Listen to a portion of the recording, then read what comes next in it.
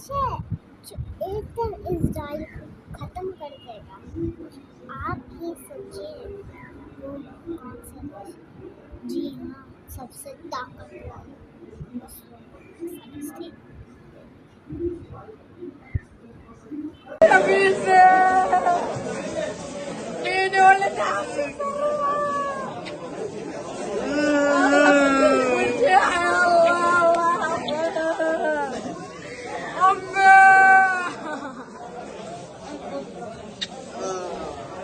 वो कौन सा देश है जो एक दिन इजराइल को खत्म कर देगा? आप ही सोचिए वो कौन सा देश है? जी हाँ, सबसे ताकतवर मुस्लिम फलस्तीन।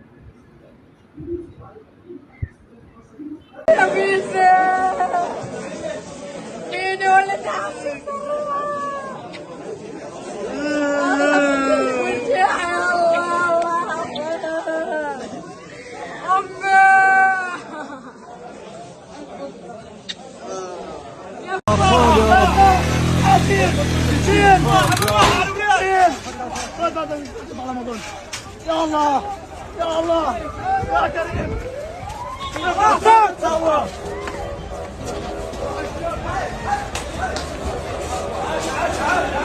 सूबा सिंध के जनूबी और बालाई इलाके इस शदीद हीट वेव की जद में आने वाले हैं।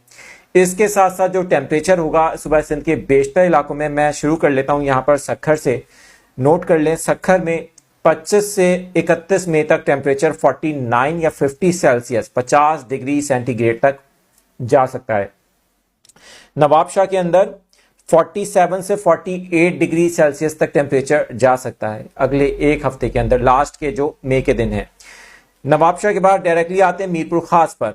नोट कर लें, मीरपुर खास का टेम्परेचर 42 से 46 सेल्सियस तक जा सकता है 25 से 31 मई तक। नवाबशाह के बाद मीरपुर खास के बाद हैदराबाद में 41 से 44 डिग्री टेम्परेचर हो सकता है कि हमें 11 बजे के बाद 25 तारीख को देखने को मिले, और 1 बजे से लेकर सुबह 4 बजे तक 48 डिग्री सेंटीग्रेड तक टेम्परेचर हैदराबाद शहर में रिकॉर्ड किया जा सकता है। अच्छा, अब एक और चीज नोट कर लें, दादू में टेम्परेचर 49 तक जा सकता है, 48-49 तक। फिर एक और इलाका है जो मशरकी सिंध के इलाके हैं, जिनमें सजावल है, मिट्टी है, नगर पारकर है, थर पारकर है। ये जो इलाके हैं यहाँ पर टेम्परेचर इसी तरह से कहीं पर 44, कहीं पर 46, कहीं पर 49 तक जाएगा, कहीं पर 50 सेल्सियस तक जाएगा। अब आ जाते हैं कराची की तरफ। वैसे तो सिंध में और भी इलाके हैं जो मैंने नाम दिए, तो चंद इलाके हैं जिनका मैंने नाम दिया जो मेजर एरियाज हैं। अब आसपास आपको पता है बहुत सारे इलाके आते हैं।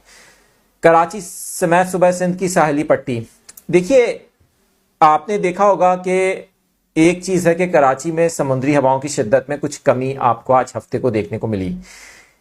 आने वाले 2-3 दिनों में कराची में समुद्री हवाएं बंद तो नहीं होंगी, ये बात तो मैं आपको बता दूं, लेकिन डिस्टर्ब होंगी, क्योंकि ये जो हवा का कम दबाव बना हुआ है जो कि डीप डिप्रेशन बन गया है, और इसके अब साइक्लोन में बनने के चांसेस तो कुछ कम है क्योंकि लैंड के करीब है। तो जाहिर है कि ये अगर साइक्लोन बनता भी है तो क्योंकि ये बताया गया था कि ये चंद घंटे के लिए साइक्लोन बनेगा, दैन ये लैंड पर हिट कर देगा। अब होगा ये कि इसकी वजह से कराची में समुद्री हवाओं की शिद्दत कम होगी। पहली चीज ये, कराची में 2 तरह की मौसमी सूरत हाल होगी जो कि आपके लिए जानना जरूरी है। शहर के शुमाली इलाके, शुमाल मशरकी इलाके और ईस्टर्न पार्ट्स, वहां पर जो टेम्परेचर होगा वो फील लाइक टेम्परेचर के मुकाबले में एक्चुअल टेम्परेचर बढ़ता दिखाई देगा हमें 38 से 40 सेल्सियस, या कहीं कहीं जो कि स्ट्रीम कराची के मज़ाफ़ाती इलाकों के साथ टच होते हैं एरियाज, जैसे सरजानी टाउन का इलाका है, वहां पर 42 तक टेम्परेचर भी जा सकता है इन बिटवीन 26 से लेकर 31 मई के दरमियान। लेकिन इसके बरक्स जो कराची के साहिली इलाके हैं, जो जनूबी इलाके जिनको हम कहते हैं, जो साउथ के इलाके हैं, वहां पर जो टेम्परेचर होगा वो एक डिफरेंट कैटेगरी में बढ़ेगा, मतलब डिफरेंट नोयत से बढ़ेगा। वो ये कि एक्चुअल टेम्परेचर वहां पर 37 से 38 डिग्री सेंटीग्रेड तक जा सकता है कराची के जनूबी इलाकों में, जो कि साहिल समुंदर के करीब के इलाके हैं। लेकिन जो फील लाइक टेम्परेचर होगा वो तकरीबन 48-49 तक जाएगा, यानी कि शदीद किस्म का पसीना कराची वालों को इस लास्ट मई के हफ्ते में आएगा। ये दो तरह की मौसमी सूरत हाल है जो कराची वाले फेस करने जाएंगे। अब इसके लिए आप तैयार रहें, क्योंकि ज़ाहिर है कि ईद उल अज़हा भी आ रही है। आपने जानवर अभी लिए हैं या नहीं लिए? जिन लोगों ने ले लिए हैं, जो लेने जा रहे हैं, अपने जानवरों का बहुत आपने ख्याल रखना होगा, अपना भी ख्याल रखना होगा।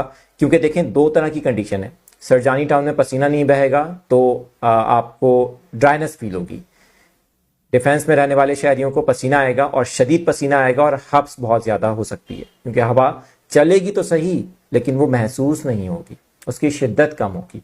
हवा की डायरेक्शन भी कुछ हद तक मुतासिर हो सकती है। जैसे 6 घंटे के लिए हवा कुछ कम चले, फिर दोबारा से ऐसे लगे जैसे हवा बंद हो गई है। ये वाली कंडीशन कराची में आने वाले 1 हफ्ते के अंदर आपको देखने को मिल सकती है। ये सारी सूरत हाल मैंने आपको बता दी है। ये चीज़ कन्फर्म थी कि कराची में गर्मी लाजमी होगी। बारिश का जहाँ तक चांस है तो फिलहाल कराची में बारिश का इम्कान नहीं नज़र आ रहा है। ये जो साइक्लोन या मुमकिना साइक्लोनिक एक्टिविटी हुई, इससे पाकिस्तान के किसी भी इलाके में कोई बारिश की कोई उम्मीद आप नहीं लगाइएगा। जो बारिशें आज हुई हैं, जो इस वक्त एक्टिविटीज़ हो रही हैं, वो एक मगरबी सिलसिले के तहत हो रही हैं, जो कि प्री मानसून एक्टिविटीज़ कहलाती हैं। तो ये चीज़ आपको समझाना ज़रूरी था। वो कौन सा देश है जो एक दिन इजराइल को खत्म कर देगा? आप ही सोचिए, वो कौन सा देश है? जी हाँ, सबसे ताकतवर फलस्तीन।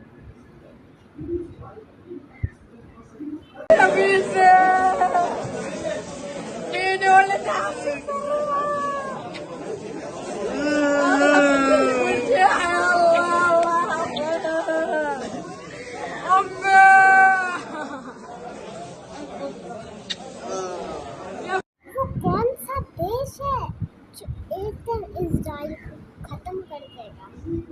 आप ही सोचिए, वो कौन सा देश है? जी हाँ, सबसे ताकतवर फलस्तीन।